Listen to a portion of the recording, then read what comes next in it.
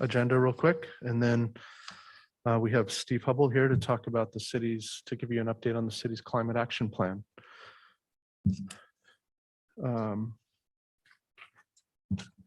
So the first item on the agenda would be the findings, ratification of the findings for denial.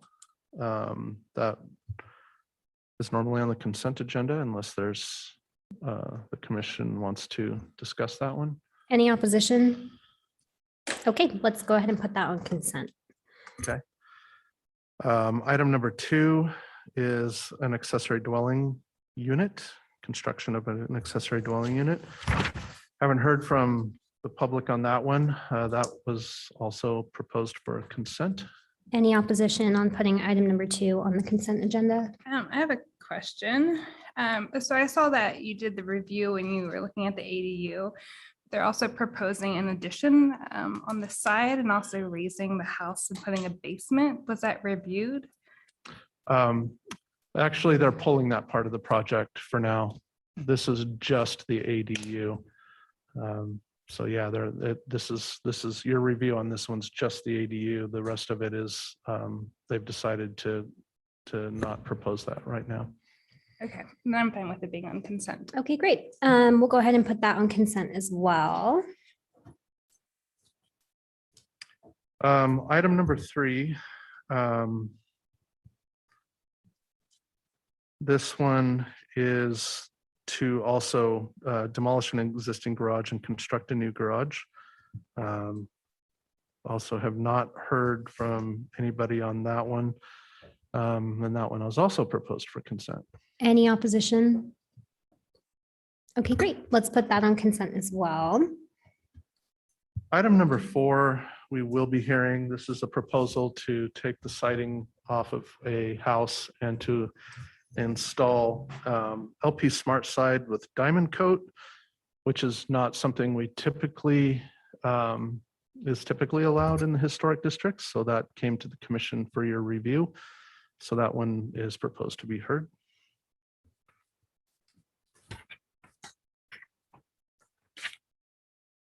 And then finally, item number 5 is also demo of an existing garage and construction of an ADU. We've only heard from a neighbor in support of this one, so we have no opposition on that one either, and that one can go on consent as well. Any opposition? Okay, great. Let's put that on consent as well. So we'll just hear item number 4. Okay, unless there are any other questions or comments for staff. Are there any questions for Ted? Okay, Great. we can move on with Steve's presentation on the city's climate action plan. Thanks, Ted. Good evening. Nice to see everyone. This is my last visit with the 3 of the Planning and Development Services Department commissions. I had a chance to present to the Planning and Zoning Commission and then Design Review Committee last month. So I'm glad to be here with you all tonight just to give a brief overview of the city's climate action roadmap as part of our outreach processes following the adoption of the roadmap in June by City Council.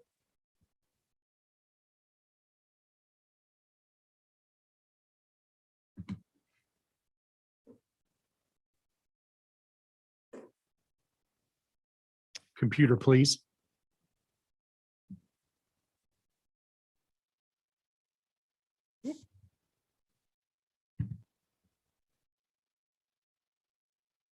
So I'll start quickly with just some background around why the city developed a climate action roadmap.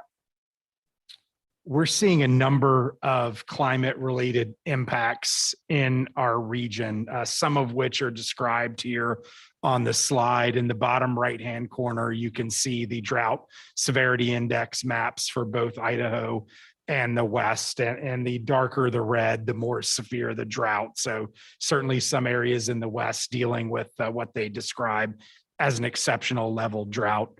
And then the other pictures, the map on the left-hand side is the fire map that actually happens to be from last summer, and then corresponding smoke in Boise from those fires in Washington and Oregon that blew in, and the photograph in the top right. And unfortunately, I feel like if we used a 2021 fire map, it would look pretty similar to what you see here, or perhaps worse.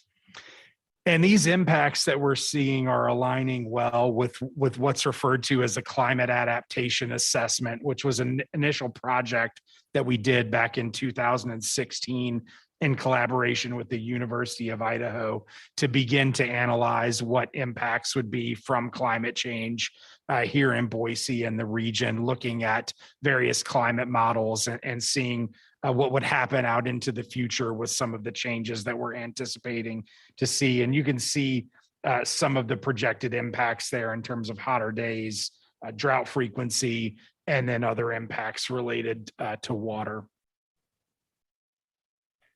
And then I spend a lot of time in the technical world, but it's definitely important to remember the bigger picture around why we're doing all of this, whether it be people, their health, or the economic benefits that can potentially be provided by climate action. And Boise's not new to the climate action journey. When you think about it, we've been doing clean energy, our geothermal system, since before 1900. So for well over 100 years, a clean, locally produced source of energy to heat buildings in areas close to downtown.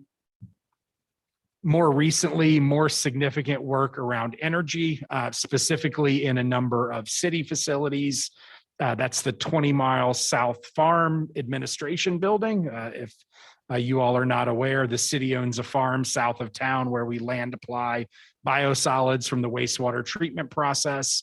And that is the first net zero energy commercial building in Idaho. The solar panels that you see on the roof there, on average across the year, produce more energy than we use in the building. And then the Green Building Award there in the bottom right, noting significant work amongst the private land development community in this area as well. Additionally, with the natural environment from the river to the foothills, with urban tree planting and restoration, open space land preservation in the foothills, and other related activities. And we could go through a number of other of these, whether it be water or materials management or another number of other programs that have contributed towards climate action over the years. What we're doing now with the roadmap and the work that we're doing is really rolling them up together and emphasizing the discussion and prioritization of climate action. The mayor formed my team, the Climate Action Division, last summer, consolidating myself and then 3 other existing staff who had previously been working on these issues together, and then adding a 5th person earlier this year. And with that, I'll touch quickly on the climate action roadmap. We call it a roadmap, but it essentially is a plan. It's a planning document that helps us prioritize the actions that we want to take around climate, focusing on implementation, both in the short term and in the long term. Another key purpose of the document is to help the city identify climate action goals and prioritize opportunities across many different areas. And finally, we've set it up to be a living, evolving document. Obviously, things are changing in this space very rapidly, almost daily, and we anticipate this document kind of evolving as technology changes, as community needs change, and as other issues arise. We've structured the document in sort of 4 layers here, which I'll walk through with the animations on the slide. But first, starting with vision and goals. And the big focus is in the middle, setting carbon neutral goals for our community by 2050. And then for municipal, essentially the facilities and buildings that the city operates by 2035. We've identified some guiding principles around those goals to support them, and that goes back to the people, health, and jobs slide. So these, think of these as sort of the key principles as we work through our implementation, bringing in co-benefits and adjacent activities that can support the principles here. With that, we've identified 7 priorities. Some of these line up with the slides that I shared a few minutes ago, kind of talking about the journey to get to this point. And then we've mapped them on a spectrum from those on the left, where we're focused on reducing emissions, like in our energy system or our transportation system. And then those on the right, like the natural environment and water, where we're focused on resilience, essentially preparing for the city for changes that may come regardless of what we are able to accomplish with mitigation. And then within those 7 priorities, we've identified a number of opportunities, which are the individual work and task areas. And I'll show you a slide that details those in just a minute. Just to break down the community goal a little more, again, it's striving to be carbon neutral by 2050. We are able to quantify that. The graphic that you see on the left-hand side of the slide there is an emissions inventory that the city develops for our community. Our greenhouse gas emissions primarily come from 2 sources: the energy that we use in our transportation system, and then also the energy that we use in our residential and commercial buildings. That's primarily comes from the use of electricity and natural gas.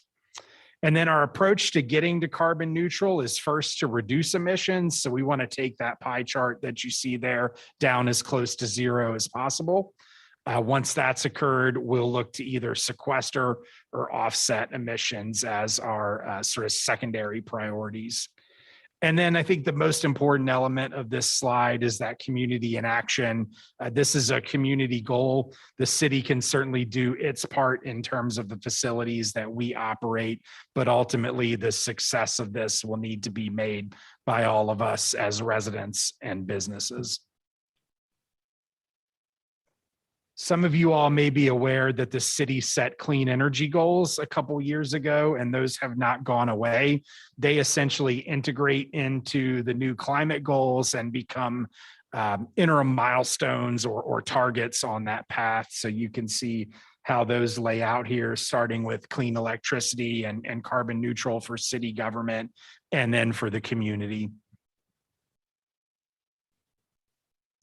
And then apologize for the high level of content here, but this breaks down those 7 priorities that we talked about and give you a feel for the scope and range of programs that'll come into the discussion and into the work. So certainly there's a wide variety of ingredients in the climate action recipe, if you will, and those are represented here. And then again, within each one of these 23 areas, we have identified some very task-specific actions that need to happen either in the short term or the long term, relating those back where appropriate to those guiding principles that I talked about of people, health, and jobs. And I'll mention that while that may seem like a lot of new work or new actions, I think it's important to point out that many of these things tie to ongoing programs that the city has. We're certainly not building this all from scratch. I'll just finish up here with, we're often asked, what does this mean to the individual resident? What does this mean to the individual business? And that is often difficult to quantify with an issue as complex as climate change or climate action. But the intent of this slide is to depict some of the potential outcomes that would happen in a carbon neutral future, starting on the top right there, locally produced clean energy. Moving counterclockwise to the vehicle that's plugged in, moving to transportation with fewer emissions or no emissions, going around to the tomatoes there representing locally produced food. And then last but not least, a cleaner, healthier Boise River. And again, those are just representative of a number of potential opportunities or outcomes that we might expect to see. And that is the last slide. And with that, I'll be glad to answer any questions or entertain any discussion that the commission has. Thank you so much. Any questions for Steve?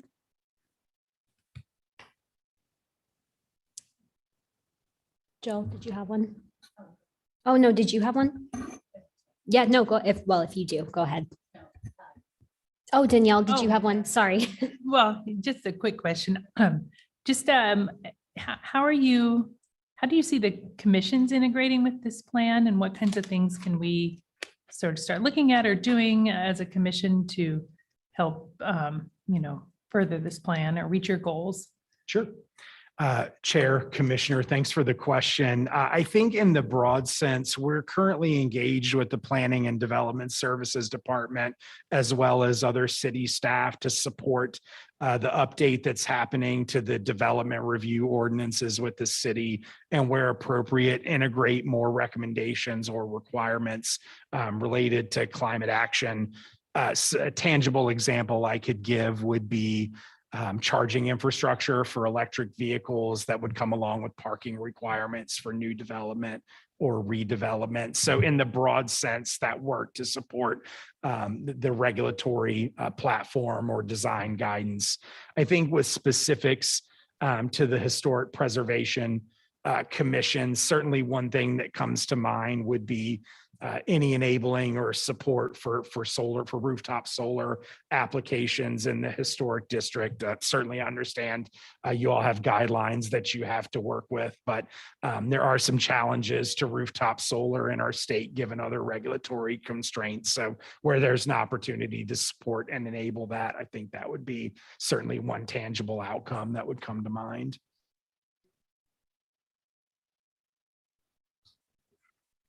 That answered my question. I was going to ask about solar. Perfect. And yeah, that really answered my question too. I was just curious about what our role is in this process. So I think that was really helpful. Are there any other questions for Steve? Great. Thank you so much for your time and education. Thank you all. Do we have anything else, Ted?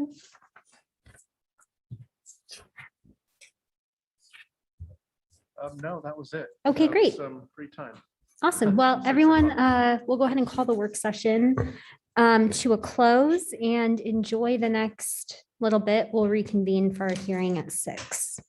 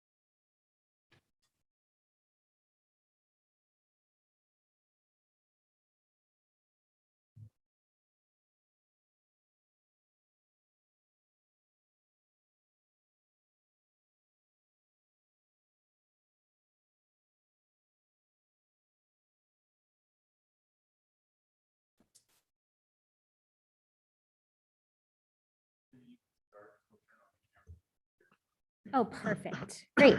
Okay.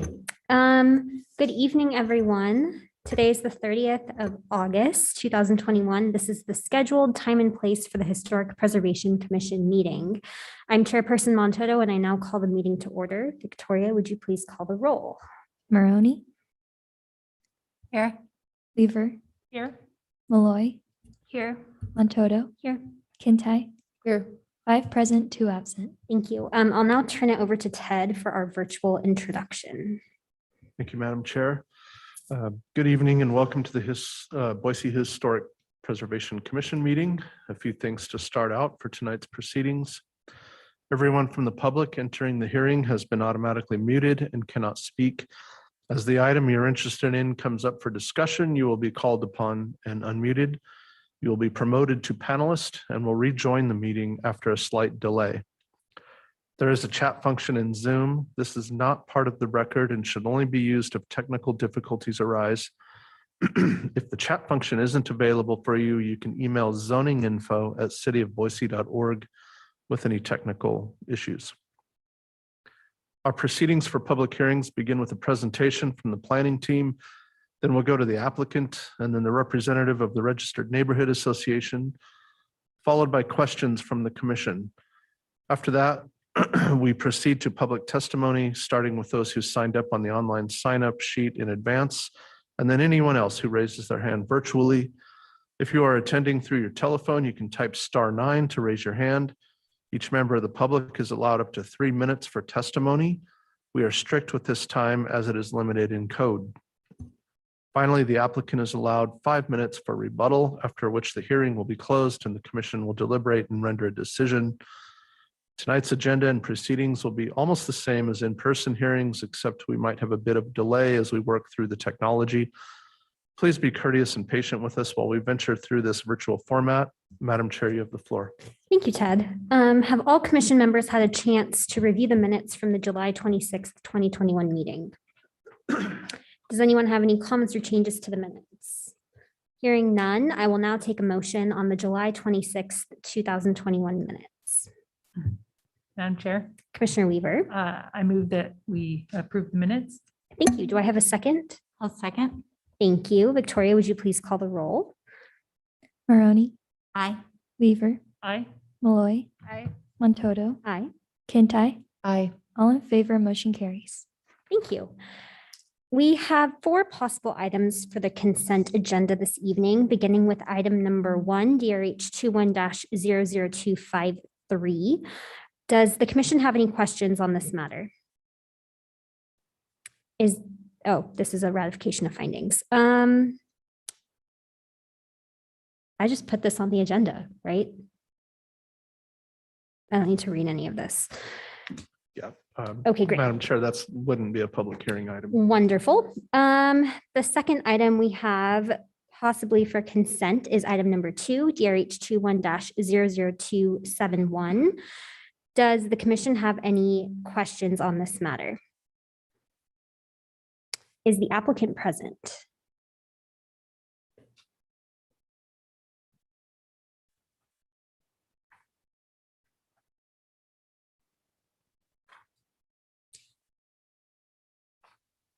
That would be Tim Bedoin.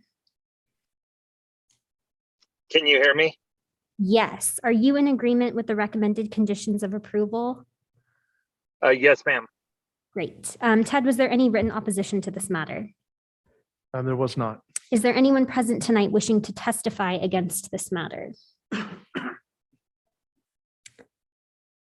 Seeing none and based on the representation of the applicant and lack of opposition, item DRH 21-00271 will be placed on the consent agenda. The next item for consent is item number 3, DRH 21-00294, Michael Johnson. Does the commission have any questions on this matter? Is the applicant present? Yes, I'm here. Are you in agreement with the recommended conditions of approval? Yes, Great. Ted, was there any written opposition to this matter? There was not. Is there anyone present tonight wishing to testify against this matter? Seeing none and based on the representation of the applicant and lack of opposition, item DRH 21-00294 will be placed on the consent agenda. And our final potential item this evening is item number 5, DRH 21-00305, Joe Levitch. Does the commission have any questions on this matter? Is the applicant present? I am present. Are you in agreement with the recommended conditions of approval? Yes, I am. Great. Ted, was there any written opposition to this matter? There was not. Is there anyone present tonight wishing to testify against this matter? Seeing none, and based on the representation of the applicant and lack of opposition, item DRH 21-00305 will be placed on the consent agenda. I move that the consent agenda and all items on the consent agenda be approved, subject to all the findings and conclusions and conditions of approval agreed upon for each application. Do I have a second?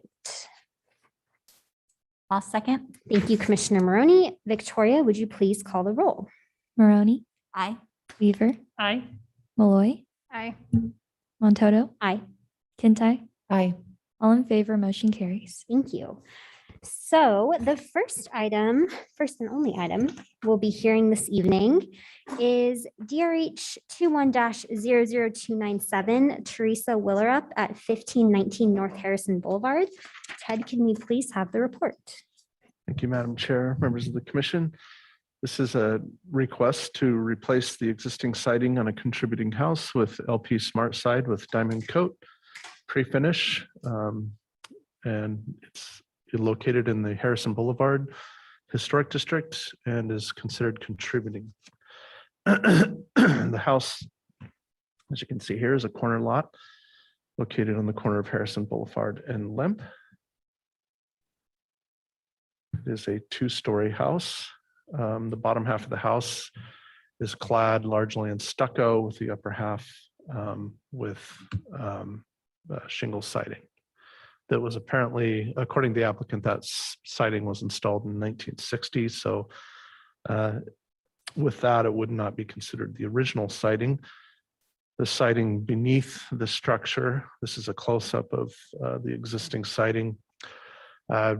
Sometimes there is the original siding is located beneath the existing siding.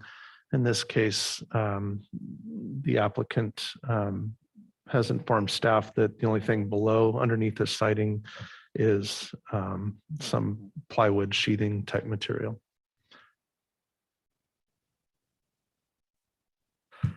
So typically, as you know, siding materials are limited to real wood or smooth fiber cement or hardy board. We have had applicants, property owners propose regular Smartside in the past or other types of siding in the past. The commission has consistently required siding be either wood or fiber cement. We have not had Smartside with the diamond coat previously proposed, however.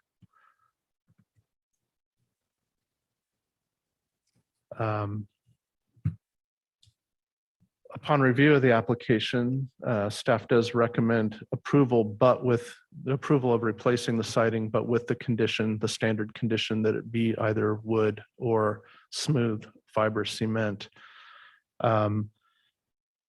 With that, I'll allow the applicant to go into more detail on what this siding is and what it's going to look like.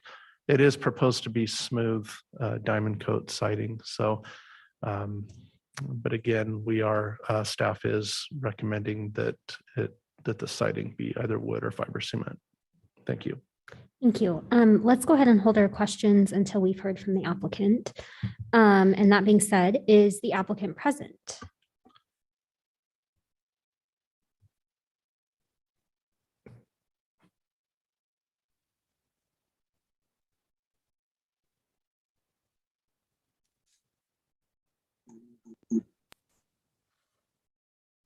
Hi, can you see us? And hi, if you could state your name and address for the record, and you have 20 minutes. Thank you. So I'm Teresa Willerup, and this is my husband, Fred Willerup. We live at 1519 Harrison Boulevard. We've lived in the house for 14 years now.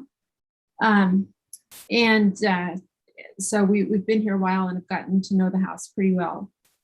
The reason that we're proposing the LP Smartside with diamond coat is basically three reasons.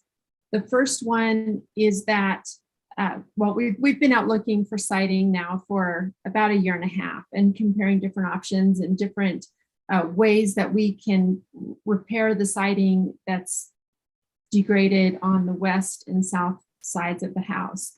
And you can see in the photos the difference between the north and east side where the siding looks very new and smooth, and the south and west side where the sun hits it, where the shingles are breaking apart, and it's been very hard to patch and keep maintained.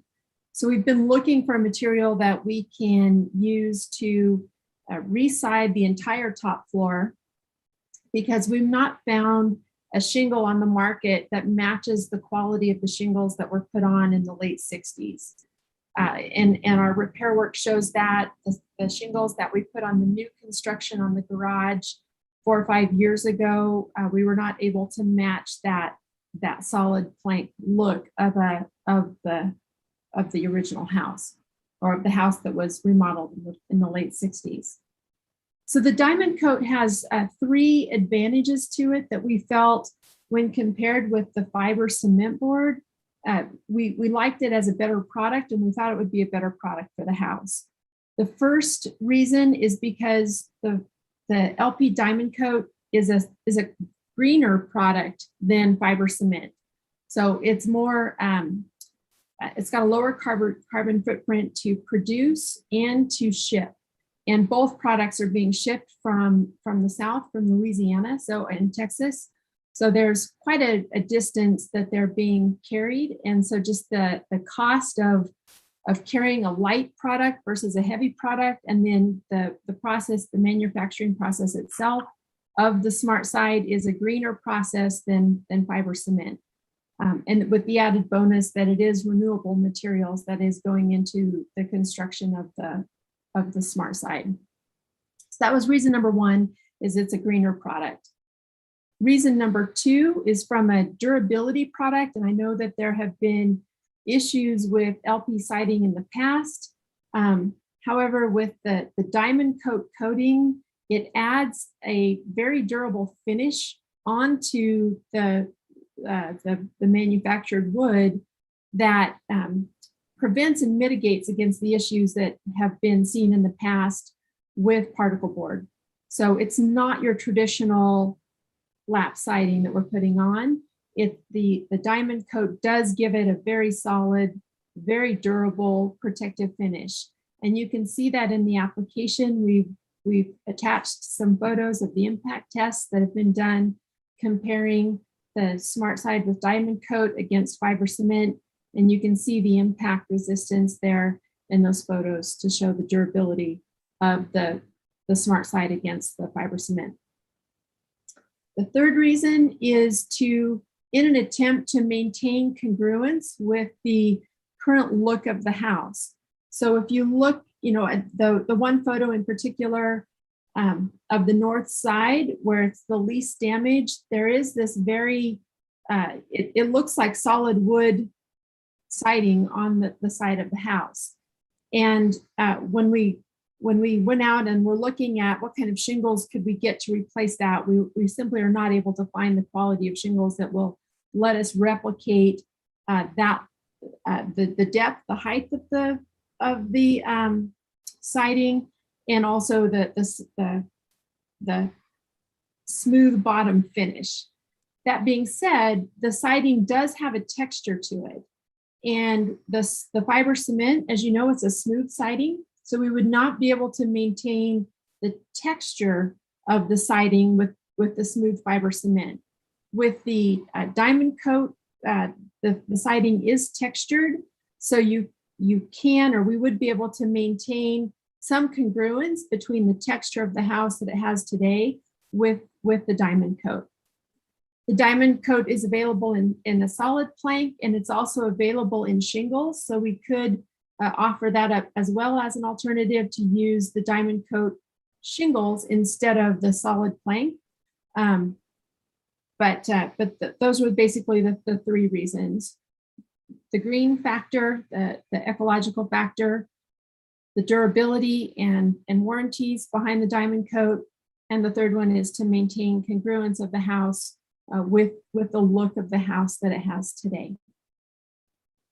Any questions? Does anyone on the commission have any questions for the applicants? Okay, it doesn't sound like it. So thank you very much. Is the registered neighborhood association here to testify?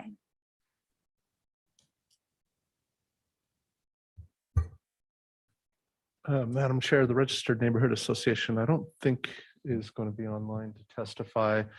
They did send a letter really with no comment on this application. Okay, thank you.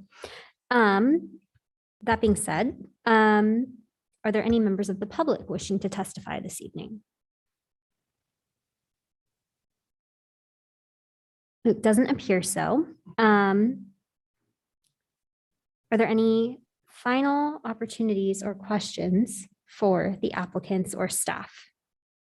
One other comment that I almost forgot about. Sorry about that. This is Teresa speaking again. We do have or know of several other historic districts across the US that have approved this product in their zones.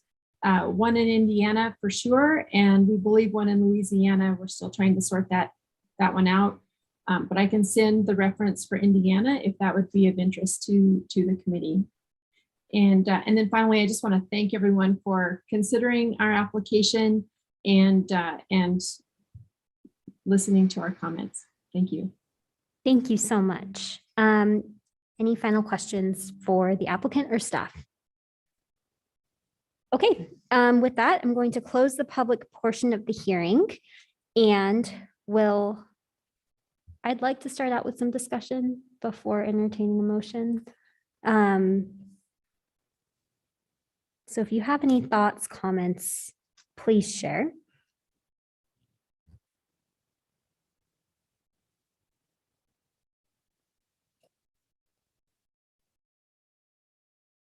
Or if you'd like to just jump into a motion and then we can discuss, that works too.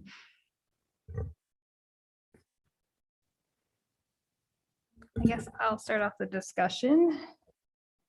The standards state that we should be repairing, then replacing with the same material, same texture, everything like that.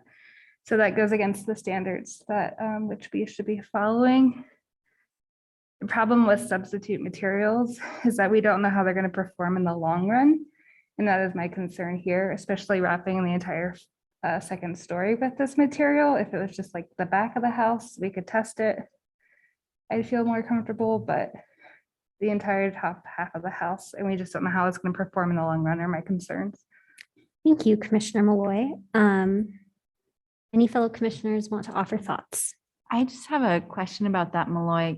So I live in a cedar shingle house, and like they're saying, it's impossible to find the shingles right now. And so if you can't find the material that matches and the texture that matches, like, I guess it's hard to know what a good option is, because looking at the pictures, obviously the sides of the house that are facing the sun are really affected by it and it doesn't look good. And so like, what can they do to maintain their house and keep it looking nice and not let it degrade if they can't find the historically appropriate materials?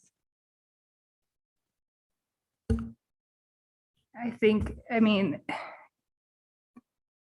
if you can't find it, I think you should be looking for something that is the same material and as close as you can get to it. You shouldn't be doing a wholesale replacement of your siding. You should be repairing it where possible. So that's my first recommendation, would be to repair it and then replace sections that you need to replace. And they put cedar, I don't know, the materials available. It's probably just expensive, and it's something that we don't really comment on the expense of something. That's not a hardship that we need to think about. Right, it is expensive, but also like the materials are just hard to find, especially right now, especially like looking at that shingle pattern, how they're like all the same. And if you're weaving stuff in, like it doesn't look Cohesive. cohesive. Yeah. Yeah, just my thoughts. It sounds like from the applicant's mouths that this has been a process they've been working on for quite some time. And given the fact that we are in a very interesting global situation, materials are near impossible to come by, and when they are available, they're incredibly expensive. And so I'm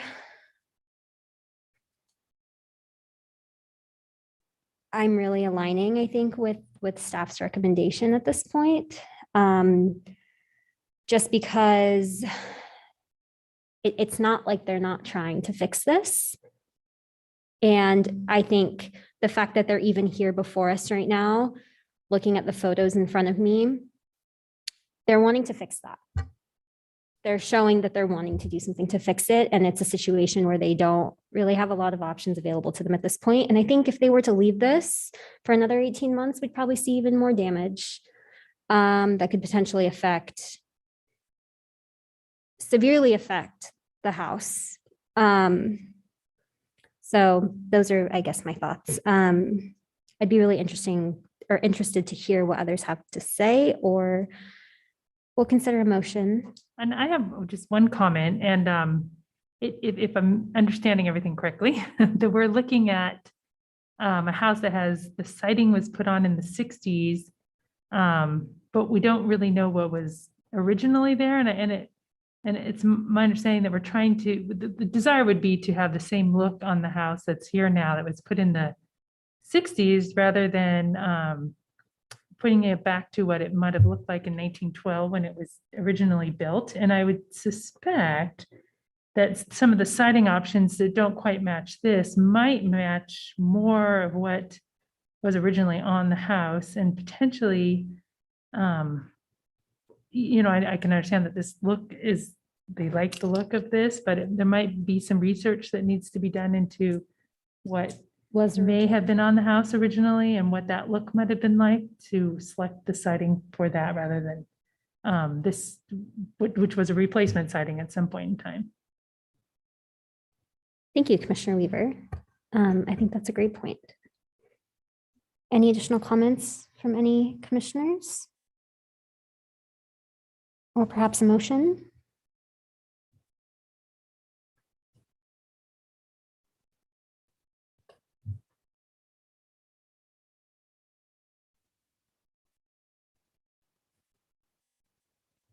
I mean, I agree with Commissioner Weaver that it'd be nice to have a little bit more research done on what would have been there. And then another route is that not all of the sides of the house need replaced. So then they're replacing the ones that needed that are in the sun all the time. So that's another possibility, because if we're talking about what's green would be leaving the sides that don't need replaced, reducing our carbon footprint, as everyone likes to say. I think these are great options. I would love to hear a motion.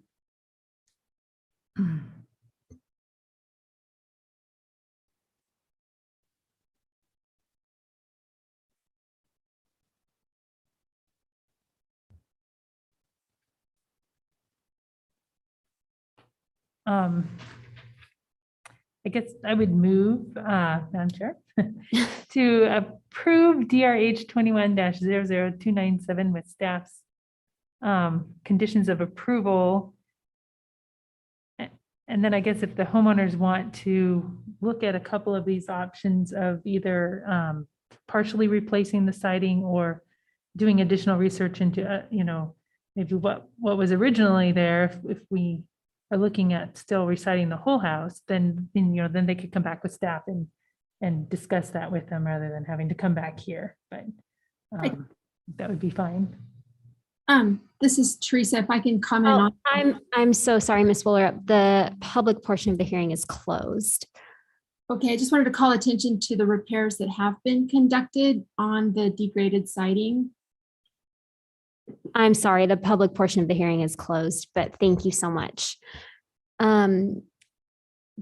Based on the motion in front of us, do I have a second?